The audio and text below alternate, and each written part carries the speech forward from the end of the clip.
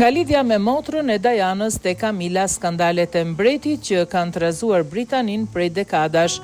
Nga takimi me Camillan te lidhja me motrën e Lady Dianës, jeta private e mbretit Charles ka marrë vëmendje në mediave britanike prej dekadash.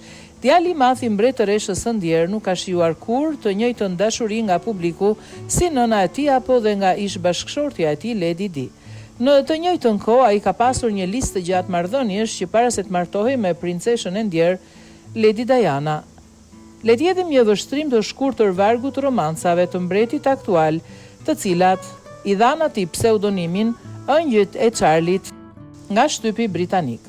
Ekspertët mbretëror kanë deklaruar se princi i Walesit kishte më shumë se 20 marrëdhënie midis vitit 1967 dhe 1980, viti kur ai u takua me Diana Spencer, princeshën e ardhshme të Walesit, por Diana nuk ishte e vetmja nga familja Spencer që kishte një marrëdhënie romantike me mbretin e ardhshëm. Përpara fatit të tij të vetë imponuar për të martuar deri në moshën 30 vjeç, Charles thuhet se u takua me motrën e saj më të madhe, Sarah, 3 vjet më përpara dhe kishte lidhje me disa figura të tjera të shoqërisë dhe vajzave aristokrate, dashuria e parë e jetës. Dashuria e tij e parë mbetet e panjohur edhe sot e kësaj dite. Por, sipas një raportimi të Express, ajo ishte Lucia Santa Cruz, vajza e ambasadorit të atërshëm të Kilit.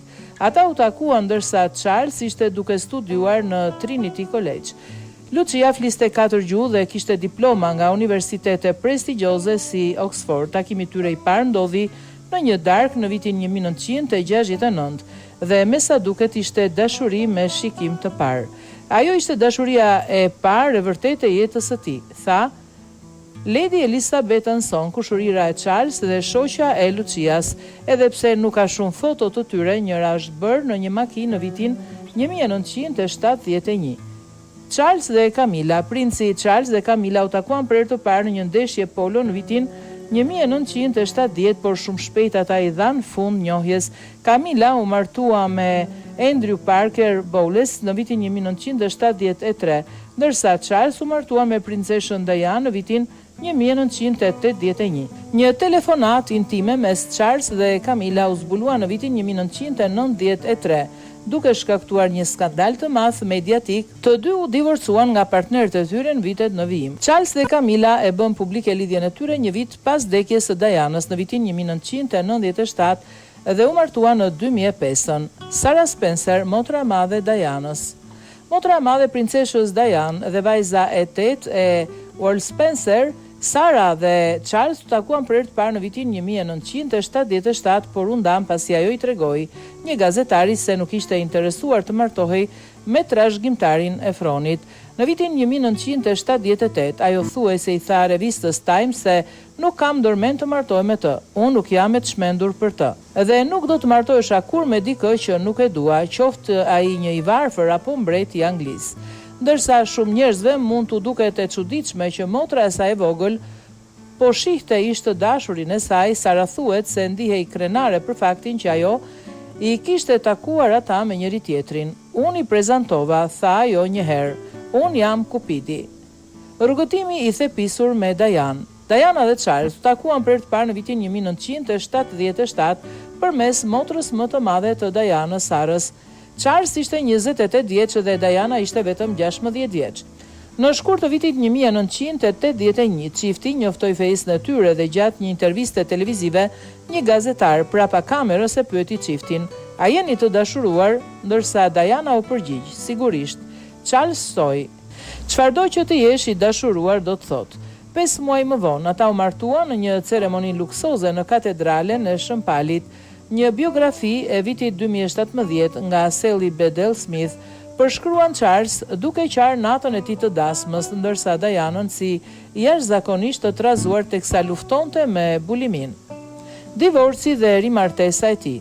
Imazhi i mbretit të ri mori një goditje të fortë gjatë ndarjes së tij konfliktuale nga Diana në intervistën e saj të vitit 1995, në të cilën ajo zbuloi detajet për lidhjen e saj me Camilla Parker Wallace. Diana tha publikisht fazën e famshme se kishte 3 persona në martesën e saj. Duke dhënë versionin e saj të ngjarjeve duke pranuar pabesinë e saj, Diana shpalosi betejat e saj brenda familjes më të famshme në Britani, duke kritikuar familjen mbretërore, duke vënë në dyshim aftësinë e Charles për të qenë mbret. Ajo u antagonizua tmerrsisht nga establishmenti britanik, por fitoi simpatinë e publikut të gjerë që u përforcua edhe më tej pas vdekjes së saj në një aksident automobilistik në Paris në vitin 1997. Charles u përbuz për një kohë të gjatë si për lidhjen jashtëmartësore, e cila u fajsua si shkaku i ndarjes, por edhe pjesërisht për reagimin e dobët fillestar të familjes mbretërore për vdekjen e Dianës, kur ata u kritikuan gjerësisht se u shfaqën të pashpirt dhe të ftohtë për ngjarjen e rëndë. Megjithatë, ai gradualisht ka rifituar një farë mbështetje publike teksa pranoi se kishte rigjetur lumturinë me Camillën, me të cilën u martua në vitin 2005 dhe vazhdon ende sot e kësaj dite. Pra mbreti Charles III ka kaluar disa prej periudhave më të trazuara të historisë moderne të familjes mbretërore britanike. Ka një martesë që dikur u konsiderua si një prallë tek ndarja dhe divorci me princesh Dianën, vdekja tragjike e saj në Paris dhe më pas martesa me Camilla Parker Bowles. Jeta e tij është shoqëruar vazhdimisht nga vëmendja e publikut. Sot në moshën 77 vjeç, Charles përballet me një tjetër sfidë të madhe, kancerin, diagnozë që Buckingham Palace e bëri publike në shkurt të vitit 2024, ndërsa trajtimi i vazhdon. Lajmet e fundit tregojnë se terapia është reduktuar dhe se mbreti ka reaguar pozitivisht trajtimit, por për ta kuptuar se si Charles arriti në këtë pikë, duhet kthyer pas në kohë. Martesa që ndryshoi përgjithmonë familjen mbretërore. Charles u martua me Lady Diana Spencer në 29 korrik 1981 në katedralen e Shëmpalit në Londër. Ceremonia u ndoq nga miliona njerëz në mbar botën dhe u kthye në një prej martesave më të famshme të shekullit 20. Çifti patën 2 djem, princin William dhe princin Harry, por pas imazheve të një martese perfekte, marrëdhënia e tyre u përball me vështirësi të mëdha. Charles dhe Diana u ndan në vitin 1992 dhe divorci u finalizua në vitin 1996. Historia e martesës së tyre u shoqërua me tensione, tradhti dhe një interes të jashtëzakonshëm të mediave. Një nga figurat më të rëndësishme në këtë histori ishte Camilla Parker Bowles, me të cilën Charles kishte pasur një lidhje tërshme dhe me të cilën marrëdhënia u rikthye gjatë viteve. Kjo histori do të ndikonte për dekada në mënyrën se si publiku e shihte Charlesin dhe Camillën. Në 31 gusht 1997, bota u trondit nga lajmi për vdekjen e princeshës Diana. Ajo humbi jetën në një aksident automobilistik në Paris, ndërsa ishte 36 vjeç. Vdekja e saj shkaktoi një reagim të jashtëzakonshëm publik në Britani dhe në të gjithë botën. Ajo ishte kthyer në një prej figurave më të dashura të familjes mbretërore dhe humbja e saj ndikoi thellë edhe tek 2 djemtë e saj, William dhe Harry. Charles udhëtoi drejt Parisit për të shoqëruar trupin e Dianës në kthimin e saj në Britani. Por pas funeralit dhe muajve të zis, familja mbretërore duhet vazhdonte. Charles gjithashtu duhet përballej me një opinion publik që e kishte lidhur prej vitesh historinë e tij me Camillën. Martesa me Camillën. Në vitet pas vdekjes së Dianës, marrëdhënia e Charles me Camillën u bë gradualisht më e pranueshme për publikun. Të dy ishin divorcuar nga bashkëshortët e tyre të mëparshëm dhe në shkurt të 2005-s njoftuan fejesën. Në 9 prill 2005, Charles dhe Camilla u martuan në një ceremoni civile në Windsor, ndjekur nga një shërbes bekimi në kapelën e Shëngjergjit. Martesa shënoi një kapitull të ri në jetën e Charles. Camilla u bë dukesha e Cornwallit dhe me kalimin e viteve fitoi një rol shumë më të rëndësishëm në jetën publike të familjes mbretërore. Kur mbretëresha Elizabeth II ndroi jetë në shtator 2022, Charles u bë mbret. Camilla mori titullin mbretëresh konsorte dhe më pas u kurorëzua së bashku me Charles në ceremoninë e 6 maj 2023. Kështu, gruaja që për vite ishte parë përmes historisë së ndërlikuar me Dianën, u bë mbretëresha e Britanisë së Madhe. Por në vitin 2024 erdhi një tjetër goditje. Në janar 2024, Charles u nështrua trajtimit për zmadhimin benign të prostatës.